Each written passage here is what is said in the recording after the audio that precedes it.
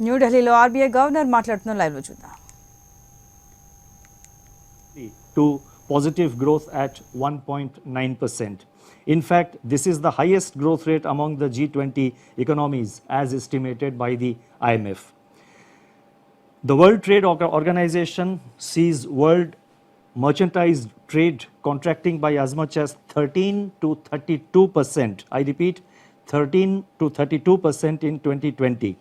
Global financial markets remain volatile and emerging market economies are grappling with capital flows and volatile exchange rates.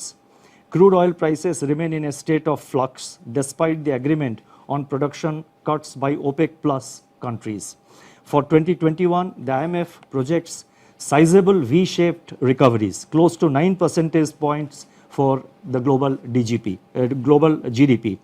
India is expected to post a sharp turnaround and resume its pre-COVID, pre-slowdown trajectory by growing at 7.4% in 2021-22. Over the last 3 weeks, there have been a few data releases on domestic developments, but they are too disjointed to allow a comprehensive assessment of the state of economy. Yet, there are a few slivers of brightness among the encircling gloom. In my statement of March 27, I had referred to continuing resilience of agriculture and allied activities on the back of all-time highs in production of food grains and horticulture, with huge buffer stocks of rice and wheat far in excess of the buffer norms. By April 10, pre-monsoon Kharif sowing had begun strongly, with acres of paddy, which as you know is the principal Kharif crop, up by 37% in comparison with the last season, that is in comparison with the Kharif of 2019. States such as West Bengal, Telangana, Odisha, Assam, Karnataka and Chhattisgarh are leading in sowing activity despite the lockdown. On April 15, the India Meteorological Department IMD forecast a normal southwest monsoon for 2020 season, with rainfall expected to be 100% of the long period average. These are early developments and they bode well for our rural demand, supported as they are by accelerating fertilizer production, which was noticed up to February 2020.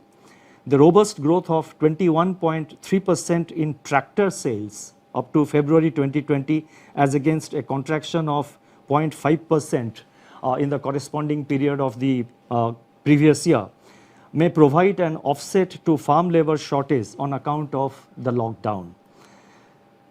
In other production sectors, the situation is more somber.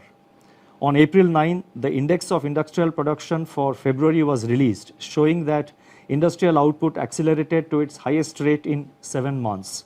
The impact of COVID-19 is not yet captured in these prints. So therefore, there is no reason to get misled by the IIP data which was released up to February, because the impact of COVID-19 comes thereafter. More tellingly, however, the revival in electricity generation, a coincident indicator of demand that had commenced from January 2020, has been halted by a sharp fall in daily demand in the range of 25 to 30% after the lockdown announcement on March 25th. Automobile production and sales, port freight traffic declined sharply in March, as recently released data indicates. The Manufacturing Purchasing Managers Index, that is PMI, for March 2020, which was released on April 2, was the lowest in last 4 months. Notably, suppliers' delivery time lengthened for the first time in 5 months, indicating supply disruptions. The April 6 release showed that services PMI declined into contraction in March 2020, pulled down by a sharp downturn in export business, new domestic orders and employment. In the external sector, the contraction in exports in March 2020 at minus 34.6% has turned out to be much more severe than during the global financial crisis.